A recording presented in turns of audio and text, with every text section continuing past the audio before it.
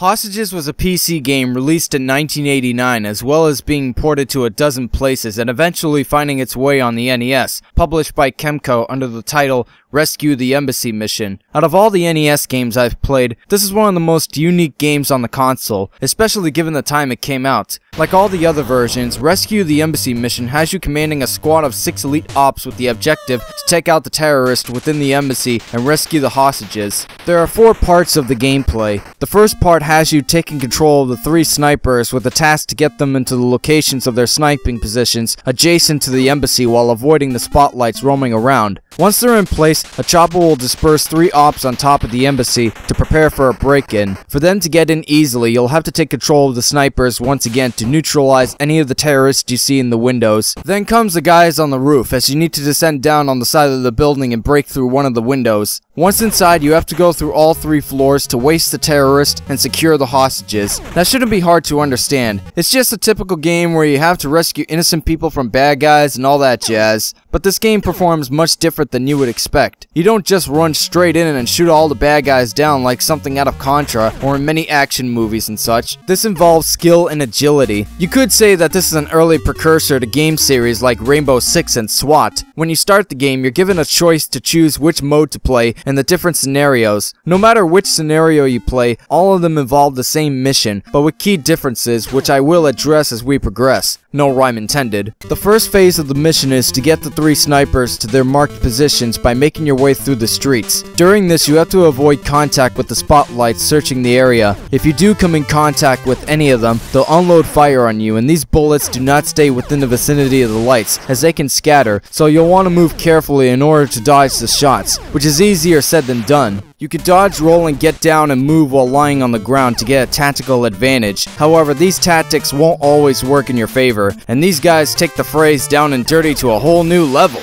To escape danger, you can take cover within spots such as walls and buildings and study the patterns of the lights. Otherwise, you'll charge right in without a good idea of where they will be, unless you get incredibly lucky at dodging them. You don't have a life bar or hit points to ease the tension. If you get hit by any bullet, you lose that op, and the next guy has to take over the original position. And if you lose all 3 snipers, it's game over. And it's easy to get killed by gunfire if you don't watch your step, not to mention moments where the hit detection can be off. And depending on what mode you're playing on, it can get intense. Mike's position is easy to get to as long as you're not reckless, while Steve's is a bit further, but not unreachable. Jumbo's position, on the other hand, is very far from the starting point. In fact, it's on the other side of the embassy, and if you get both Mike and Steve into their positions, you will be under much pressure, as traveling the whole distance will not be a walk in the park. Chances are you'll most likely lose Jumbo in the process, which is not a huge loss as long as you can keep at least one of them alive. There are only 2 things about this phase I don't like. One is that when you're hiding, you can't take aim at any of the terrorists that might be controlling the searchlights. It leaves you at a disadvantage if you don't know how you're gonna get farther, especially with Jumbo. The other thing is the fact these guys are on the streets and they're an open target for any bad guy. Even if the spotlights weren't there, the terrorists might still be able to see them. These snipers can't play it smart and use the buildings they run by and go behind them to their positions without risking their lives. No, they gotta be as bold as any other cliched action hero. Well played, guys. Once you've gotten all 3 snipers, or what you have alive in their positions, a chopper will deploy 3 more guys on top of the embassy, ready to descend and break in. The second phase has you taking control of the snipers from their positions in an over-the-shoulder third-person perspective. This part requires you to take out any terrorists you see in the windows. This is actually my favorite part of the game, since instead of focusing on a first-person perspective, they went for a different route. I love the fact they made it third-person, and back when it was first released, it was groundbreaking.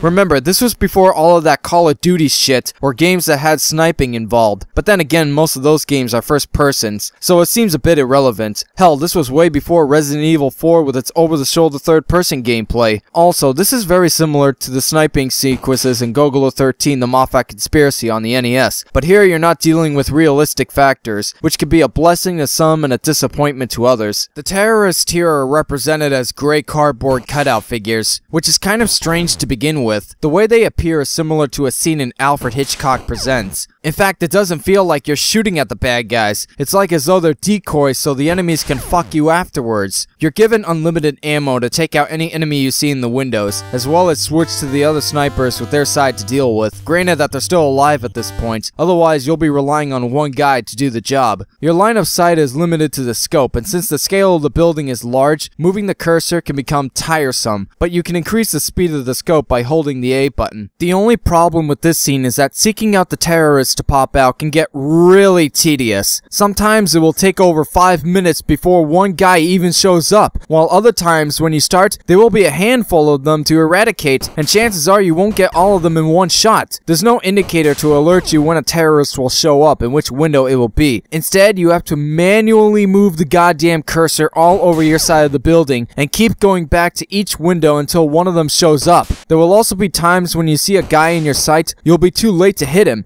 and he can appear to either the same window you tried to get him at or somewhere else on the same floor. Never mind the entire building, so unless you're in a rush, again no rhyme intended, you'll be here for quite a long while, but this part of the gameplay is unique nonetheless. When you feel like you've cleared out enough enemies, you'll then take control of the 3 ops on the embassy roof, with the task being to descend down on the building until you come upon a window to jump inside. You can place these guys on any point of the 3 sides of the building if you got a plan worked out, like having one guy placed on each floor for example. This is my least favorite part of the game, as what appears to be the most painstakingly easy thing to do is definitely the opposite in this situation. You can't just simply zip down the building and expect to glide to the window you desire. To keep yourself at steady edge, you have to repeatedly go up and down on the building as you descend. If you drift off and lose the rhythm, the cable will snap and you'll fall to your death, and if you lose all 3 guys on this part alone, it's game over. The only other way you can die here is if a terrorist through a window you're climbing down sees you, in which case he'll deny access and open fire, causing you to fall. However, you can actually prevent that from happening by switching back to one of the snipers to take him out and clear the path, and be grateful this game utilizes such backtracking. Much to my surprise is that you can actually go as far down as the first floor of the building. It could take a while since you have to keep going up and down on the line, but still interesting to know. When you get to a window and crash in, the final phase of the mission commences. With the op you bust in with, you have to clear each floor with terrorists crawling around, as well as rescue any hostages you come across. Since this part doesn't utilize backtracking, you can only have one guy at a time in the building, which is fair since in this part, you never know when these guys will appear and jump you. Just like the sniping scene, you're given an over-the-shoulder third-person view to navigate your way through the building, and the only weapon at your disposal is an assault rifle with unlimited ammo. Unlike the sniper, your weapon here is not very accurate, seeing that there's no visible crosshair, as the only way you can possibly aim is using the D-pad while firing. However, the layout of this phase is well set. On the left side of the screen is a map along with a counter showing the number of enemies on each floor. The terrorists are represented as small green dots that will occasionally shift their positions from time to time. You travel through the rooms of the building in a semi-3D-like environment, and from examples such as this one, it just shows you how limited the NES was at the 3D effects, but this one isn't so bad. The enemies will appear when you stumble to their locations and will open fire on you or move to a different room to hide in. The moment you see these guys, you need to be quick on the trigger, otherwise they'll be able to waste your ass in less than 3 seconds without returning fire, and when you lose a guy, you'll have to start back outside the building for another troop. The hostages are shown as blue dots. When you see them, they're automatically rescued. Just be sure you don't kill them in the crossfire if an enemy is in the same room to avoid a bad ending, and you won't have much trouble wrapping up the mission. You get a different ending depending on how the mission went, as they can have a successful message or a message saying the job is done, but not without casualties. No matter the closings, the conditions are identically the same. Now, I mentioned earlier that there are different scenarios to play. There's training, which is just essentially a very easy mode with 18 minutes on the clock. Target is the easy mode with 16 minutes. The changes come in when you get to ultimatum. The spotlights will increase a bit in speed, the sniping sequences and break-ins stay the same, but the enemies in the embassy will increase a bit in numbers, as well as having their AI slightly altered with 14 minutes. Trigger has the difficulty increased a notch with 12 minutes. Jupiter is the hard mode. You're given 10 minutes to complete the mission, and the enemies are not pushovers, and you need to rush things as the spotlights are in frantic mode, and you'll be lucky to get one sniper in position alive. Another change in this mode is that in the embassy, the enemies don't appear on your map, likewise with the hostages, but the counter for the terrorists on each floor remains intact. You just have to search each room blindly and expect the worst, hoping you'll get out in one piece. One good method is to stand in the hall of a floor and unload bullets like a maniac, as the enemies will come into the crossfire, but this on its own is just a waste of time that is small in this case. Even with all that, the difficulty increases when you play on Captain and Commander ranking, and God help you if you go for Jupiter on Commander. You have to be stupidly lucky or undeniably skilled to accomplish the mission with all the rescuers and hostages alive. Even with these alterations, the replay value is not high. It's not even near the average level. It's a very short game once you know what to do. There's just no point in playing the same game repeatedly expecting something completely different to happen, despite the difficulty levels. Had the game came with more hostage situations to play through, or adding twists within the same game to increase the length, maybe you would have enough reason to keep playing. The graphics are presented pretty well for this port. While it's not as sharp as its PC counterparts, it's still bright and colorful, and the animation is solid. There's also a nice touch with the bad guys in the embassy you kill, as they bleed their guts upon shooting them. They might be hit indicators, but I'm convinced it's blood. What I find funny in this department is that the rescuers look like members of Cobra. So are the terrorist G.I. Joe soldiers, and they're creating chaos in Cobra territory?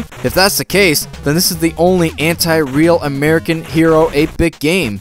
Kudos, Kemco! The controls are good for some parts, but could have been better for others. In the first phase, you will experience some serious stuttering problems with the D-pad, yet at the same time, it can be very fluent when running and dodging. I don't know why, but it's just one of those kind of things with the controls I'll never understand working for and against you. Also, to hide behind places, simply just press up. The sniping controls are alright. As I said, you can hold the A button to speed up the cursor. The break-in phase and its controls are something that will get on your nerve. You have to hit up and down repeatedly on the D-pad, but there will be times when you're doing just that, but the cable will snap anyways. That alone is the reason why I don't favor this part. The handling in the embassy is alright. You use the D-pad to move from room to room and fire with the B button, which you can also hold to unload endless amount of bullets. One thing I find odd is that you're able to duck by pressing down instead of it executing a 180 turn. I really don't see much of a use of the ducking when you can fire your gun rather quickly. The music is good, but there's not a whole bunch of it. They play in each part in the game with the exception of the sniping and the break-in scenes. I actually like the fact that there's no music in the sniping scene, giving you much focus on your duty. In the first scene, one unique aspect about the music is that when you're hiding, the tune is soft, but when you're on the run, the tune gets a bit louder and upbeat, adding much to the ambiance. Although these tunes are not perfect, they are fitting. While it doesn't have much replay value, it's pretty fun for a while until you get bored going through the same thing. For what it is and the time it came out, Rescue the Embassy mission is a well-made game, despite the flaws it carries, as well as the fact that it could have added much more content to the game, increasing the longevity of the gameplay. So my advice to you, give this game a shot and see how far you can get into it.